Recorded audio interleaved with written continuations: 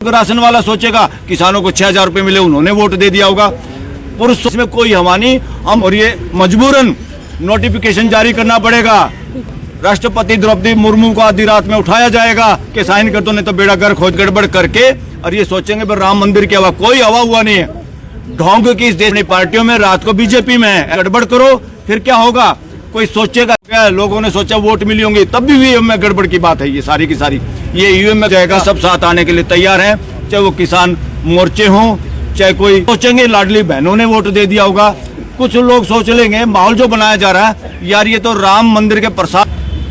मजदूर मोर्चा हो, बहुत सारे नेता दिन में अपनी किसान सोचेगा फ्री राशन, निःशुल्क राशन लेने वालों ने वोट दे दिया होगा। निःशुल्क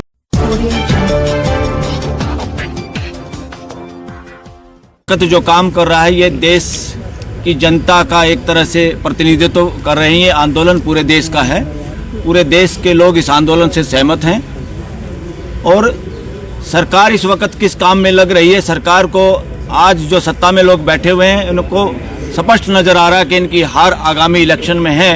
ये किसी भी तरह से ईवीएम को हटने नहीं देने की कोशिश में है, जुगाड़ में है। सबसे बड़ा जुगाड़ किया इन्होंने, सुप्रीम कोर्ट के फैसले के बाद जो नया कानून लेके आए चोर दरवाजे से, क्योंकि पार्लियामेंट के अंदर जो लोग थे ज़्यादातर वो मेजोरिटी के जो लोग हैं वो बंधक लोग हैं। एंटी डिफेक्शन लॉ की वजह से कोई बोल नहीं पाता, व्हिप जारी होती है, व्हिप होता है जैसे पशु को सांटा मारा जाता है, चाबुक मारा जाता है। इतना बेहुदा शब्द डेमोक्रेसी में यूज नहीं होना चाहिए था, कैसे यूज हो रहा है ये शब्द। तो उस कानून को पास किया गया। हमारी जो कॉन्स्टिट्यूएंट असेंबली है, देश का संविधान जिन हमारे फोरफादर्स जिन लोगों ने बनाया है, उसमें स्पष्ट तौर पे इस मुद्दे पे बात हुई और डॉक्टर अंबेडकर ने उसमें स्पष्ट सभी सदस्यों को किया था कि देश में इलेक्शन पूरे फ्री एंड फेयर होने चाहिए और इलेक्शन कमीशन को बनाने वाले जो लोग होंगे वो सरकारी नहीं होने चाहिए, यानी एग्जीक्यूटिव से नहीं होने चाहिए। एग्जीक्यूटिव का क्या मतलब है, पॉलिटिकल एग्जीक्यूटिव, जो चुने हुए नेता, जो चाहे प्रधानमंत्री हो चाहे मंत्री हो, कुछ भी हो, इन लोगों का कोई उसमें हाथ नहीं होना चाहिए। और इन्होंने बदमाशी करके 2 आदमी तो खुद ही हो गए, एक तीसरा अपोजिशन का हो गया। अपोजिशन वाले की तो कोई पूछ ही नहीं, ना उसको चिट्ठी मिलनी, फॉर्मेलिटी होनी है और 2 आदमी अपनी मर्जी से फैसला कर लेंगे। इससे बड़ा देशद्रोह, देश के साथ धोखा कोई नहीं है। ये कानून बनाने वाले वो पार्लियामेंटेरियन भी और इस वक्त की जो सत्ता है ये देशद्रोह का काम करिए। देशद्रोही सबसे बड़े ये लोग हैं। एक और बड़ा षड्यंत्र है इसके पीछे। जितनी भी वेलफेयर स्कीम है वो आर्थिक समानता के लिए नहीं हो रही है, ना आर्थिक न्याय के लिए हो रही है और ना कोई पॉलिटिकल न्याय के लिए काम हो रहा है।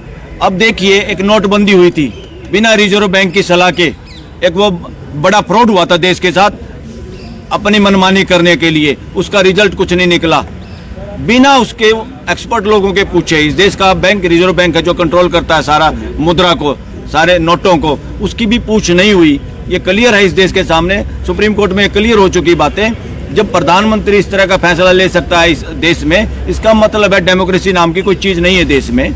कोई आदमी डेमोक्रेसी के नाम पे कुछ लोग शासन कर रहे हैं या निरंकुशता से कब्जा किए बैठे हैं देश में। इसी तरह से कहीं किसानों के आंदोलन को 13 महीने लोग मर गए, सैकड़ों लोग मरे और उन सैकड़ों लोगों के मरने पे किसी एक को राष्ट्रपति का पद फ्री पॉकेट में मिल जाता है। और उन किसानों के नाम पे जब कानून बनाने की बात, तो कितनी बेइज्जती की उनकी। इतने तो बॉर्डर पे भी किले नहीं गाड़ी गई। इसी देश के अन्नदाताओं को, अन्न पैदा करने वाले किसान और मजदूरों को किस तरह से ऐसे रखा जैसे ये एलियन लोग हैं, दूसरे ग्रह के लोग आ गए हैं। इतनी बदसलूकी वो समाज नहीं भूल पाया, पूरा किसान समाज देश का। फिर क्या किया, उनको मरहम लगाने के लिए कि भाई 6,000 उनके खाते में भेज दो।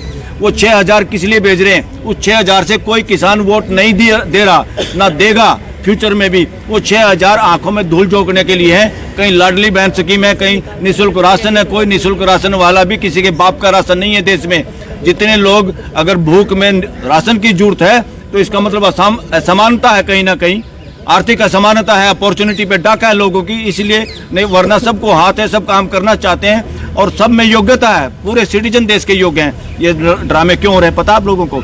ये ना आर्थिक न्याय के लिए है, ये सारा का सारा ड्रामा इसलिए है। ईवीएम रखो, ईवीएम में गड़बड़ करो, फिर क्या होगा? कोई सोचेगा, किसान सोचेगा फ्री राशन, निःशुल्क राशन लेने वालों ने वोट दे दिया होगा।